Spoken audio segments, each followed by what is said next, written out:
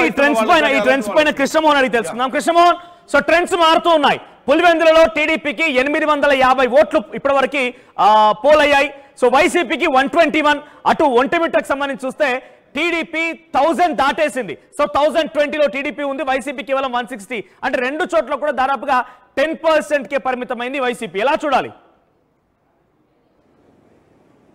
అంటే ఓటర్లు తమ ఓటు హక్కును వినియోగించుకున్న తర్వాత అక్కడున్న స్థానిక సంస్థలు, స్థానిక ఇష్యూస్, టీడీపీ క్లియర్గా పులివెందుల కావచ్చు లేకపోతే ఒంటిమిట్టలో కొన్ని హామీలను ఇచ్చింది. చాలా కాలంగా పెండింగ్లో ఉన్న హామీలు నెరవేరుస్తాం ఖచ్చితంగా. మీకు ప్రధానంగా పులివెందులలో తీసుకుంటే నీటికి సంబంధించిన చెరువులకు సంబంధించిన ఒక హామీ ఇచ్చింది. అక్కడ ఉన్న కొన్ని లోకల్ ఇష్యూస్ని ప్రత్యేకంగా బయటికి తెచ్చే ప్రయత్నం చేసింది. ఈ సమస్యల్ని మీకు సాల్వ్ చేస్తామని, కొన్ని భూములకు సంబంధించి డికేటీకి సంబంధించిన ల్యాండ్స్కి సంబంధించిన కొన్ని చాలా కాలంగా పెండింగ్లో ఉన్నాయి, వాటన్నిటిని కూడా మేము క్లియర్ చేస్తామని చెప్పి ఒక హామీ ఇచ్చింది. ఇప్పుడు ఈ హామీలన్నింటినీ కూడా ఈ హామీలు ఇచ్చిన నేపథ్యం తర్వాత కొంత పైప్ లైన్ వాటర్ని తీసుకుని వచ్చే ప్రయత్నం ఒకటి జరగడం పులివెందుల్లో కొంత సక్సెస్ అయిందనేది టీడీపీ చెప్తుంది. టీడీపీ మొదటి నుంచి చెప్తుంది, మేము ఇవన్నీ కూడా చేయగలిగాం పులివెందుల్లో, వీటిని ఇంకా కొన్ని హామీలు నెరవేర్చగలుగుతాం, కొన్ని హామీలు కొత్త ఉన్నాయి. ఇప్పుడు మా గెలుపు అయిన తర్వాత ఖచ్చితంగా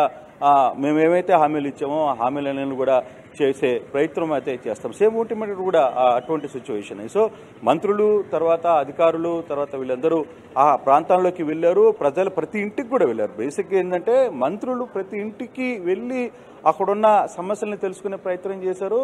దానికి మేము గెలిచిన తర్వాత మీ సమస్యలను తీరుస్తామని చెప్పి హామీ ఇచ్చే ప్రయత్నం కూడా జరిగింది. సో అటువంటి సిచ్యువేషన్ డెఫినెట్గా జరిగింది అనేది మనం చెప్పాలి. అందుకే ఈ ఓటర్ రిజల్ట్స్ కూడా మనం కానీ చూసుకుంటుంటే ఇప్పుడు జరిగిన పరిస్థితులు అటువంటి సిచ్యువేషన్ అయితే జరిగింది. అయితే కొన్ని ఆరోపణలు వచ్చాయి డెఫినెట్గా కొంత బయట నుంచి. ఇప్పుడు నిన్న కూడా వైఎస్ జగన్మోహన్ రెడ్డి మాట్లాడుతూ అసలుకి ఈ పోలింగ్ జరిగింది ఇదేనా, లేదా పోలింగ్ పద్ధతి ఇదేనా అని చెప్పి కూడా ఆయన మాట్లాడిన సిచ్యువేషన్ కూడా మనం చూసాం. కాబట్టి కొంత ఓవరాల్గా ఈ గెలుపుకి మరొక అరగంటలో పూర్తి స్థాయి రిజల్ట్స్ వస్తాయి. మరోవైపు టీడీపీ నాయకులు ఈ ట్రెండ్స్ మీద మాట్లాడే ప్రయత్నం కూడా సిద్ధమవుతున్నారు.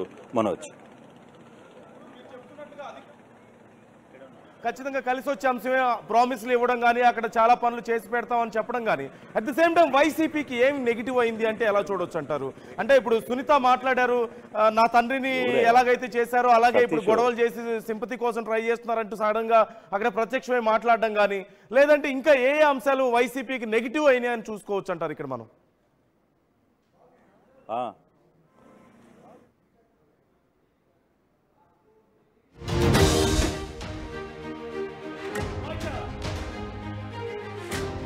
బ్రేకింగ్ న్యూస్ మనం ఆర్టీవీ స్క్రీన్ పై చూస్తున్నాం. నిజంగా ఇది ఒక షాకింగ్ సంఘటన, నిజంగా ఇది ఒక ఉత్కంఠమైనటువంటి పరిణామం మధ్య జరిగినటువంటి ఓట్ల పోలింగ్ నుంచి ఇప్పుడు ఎన్నికల లెక్కింపు వరకు కూడా అక్కడ పెద్ద ఎత్తున ఉత్కంఠ రేపుతోంది, నరాలు తెగే ఉత్కంఠ కొనసాగుతోంది.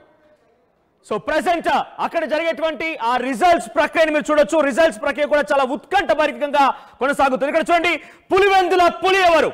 ఎన్నో రోజుల రాజకీయ చరిత్రకి టీడీపీ ఈసారి ఫుల్ స్టాప్ పెట్టబోతోందా? కొత్తగా అక్కడ పచ్చ జెండాని పాతబోతోందా? లేదు అనంటే జగనే మళ్ళీ తన కంచుకోటను దక్కించుకుంటాడా? ఇప్పుడైతే మనం ట్రెండ్స్ చూస్తుంటే ఎక్కడ కూడా మళ్ళీ జగన్ తన కంచుకోటని కాపాడుకునేటువంటి అవకాశమే లేదు. కంప్లీట్ గా ఇది పచ్చ జెండా పాతటువంటి పరిణామాలు పరిస్థితులు ఎక్కువ కనబడుతున్నాయి. 1996, 2001, 2006, 2021 కంటిన్యూస్ గా 2016లో కూడా ఎన్నికలు జరిగాయి, అక్కడ వైసీపీ గెలుపొందింది. కానీ కంప్లీట్ గా 1996 నుంచి ఇప్పటి వరకు కనీసం అక్కడ టీడీపీ జెండా ఎగిరింది లేదు. టీడీపీ కండువా అంటే అక్కడ నాయకులు ఉన్నారు, కార్యకర్తలు ఉన్నారు, పెద్ద స్థాయిలో టీడీపీ బలంగానే ఉంది. కానీ టీడీపీ అంతటి స్థాయిలో ప్రాబల్యం చూపించలేకపోయింది. ఆ రోజు వైఎస్ రాజశేఖర రెడ్డి నుంచి మొదలుకుంటే ఈ రోజు వరకు కూడా అక్కడ కంప్లీట్ గా వైఎస్ రాజశేఖర రెడ్డి, ఆయన తర్వాత జగన్మోహన్ రెడ్డి అక్కడ ప్రధానంగా కనబడుతున్నారు. కానీ ఎక్కడ కూడా అక్కడ టీడీపీ ఆనవాళ్ళు లేవు. కానీ చంద్రబాబు ఈసారి పులివెందులలో జెండా పాతబోతున్నాడు, గెలిచి అక్కడ నిలవబోతున్నాడని మాత్రం చాలా సుస్పష్టంగా ఇప్పుడు ట్రెండ్స్ చూస్తే అర్థమవుతోంది. సో మీకు ఇప్పటికే ట్రెండ్స్ చూస్తున్నారు. Very first RTV first and foremost గా మీకు ఆర్టీవీ చాలా ఎక్స్క్లూజివ్ రిజల్ట్స్ మా ప్రతినిధులు ఎప్పటికప్పుడు అక్కడ జరిగేటువంటి ఓట్ల లెక్కింపు ప్రక్రియను కూడా మీకు అప్డేట్స్ అందించే ప్రయత్నం ఆర్టీవీ చేస్తోంది. దాంట్లో మీరు రిజల్ట్స్ చూస్తే పులివెందులలో 729 ఓట్ల లీడ్తో టీడీపీ ముందంజలో కొనసాగుతోంది.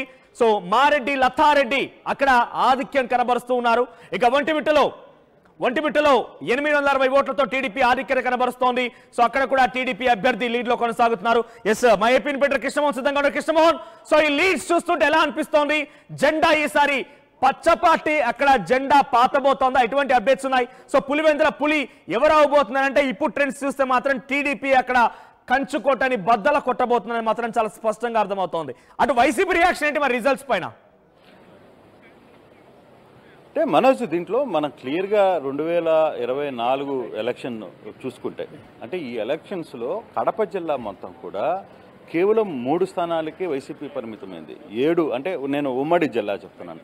ఉమ్మడి కడప జిల్లాలో అప్పుడే గత ఎలక్షన్లోనే టీడీపీ తన ప్రపంచాన్ని చూపించిన పరిస్థితి. 7 స్థానాలని ఇక్కడ గెలవగలిగింది. కడప లాంటి ప్లేస్లో, కడప టౌన్లో కూడా తెలుగుదేశం అభ్యర్థి ఇక్కడ ఎమ్మెల్యేగా గెలిచారు. దాదాపుగా 7 స్థానాల్లో ఇక్కడ గెలిచారు. కేవలం 3 స్థానాలు మాత్రమే అక్కడ వైసీపీ గెలిచిన పరిస్థితి. కొన్ని జిల్లాల్లో అసలు నెల్లూరు లాంటి జిల్లాలు లేకపోతే మిగతా లాంటి జిల్లాల్లో పూర్తిగా కూడా ఆ జీరో అసలుకి వాషౌట్ చేశారు. 10కి 10 టీడీపీ గెలిచిన పరిస్థితి. సో ఆ ఇంపాక్ట్ కనపడుతోంది ఈ రిజల్ట్స్లో కూడా.